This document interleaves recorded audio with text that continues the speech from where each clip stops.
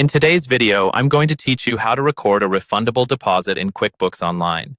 Refundable deposits are common in many businesses. Whether you're holding a security deposit, a retainer, or some other temporary payment you expect to give back to the customer. When it's time to return that money, it's important to record it correctly so your books stay accurate and your customer's balance is cleared out.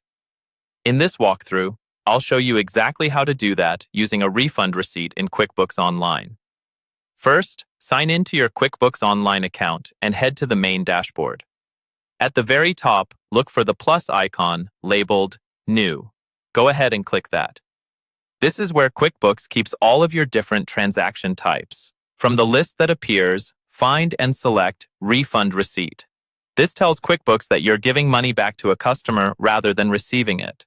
Once the refund receipt opens, you'll start by choosing who you're refunding. In the Customer field, click the drop-down menu and select the customer's name associated with the original deposit.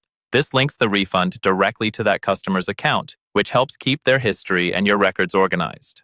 Next, you'll need to specify how the money is being sent back. Look for the field that asks for the refund method. From here, choose the option that matches how you're actually refunding the money, such as a credit card, bank transfer, or another method you normally use. Picking the correct method helps your bank reconciliation later because the transaction will match what clears your bank. Now move down to the product or service section.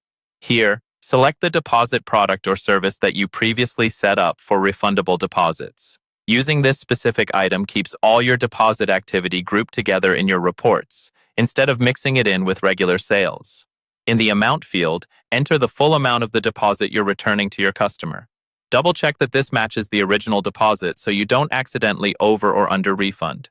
If needed, you can add a brief description or memo to remind yourself later why this refund was issued.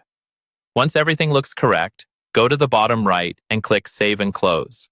QuickBooks will record the refund, reduce the related deposit balance, and keep your customer's account up to date. And that's all you need to do to properly record a refundable deposit in QuickBooks Online.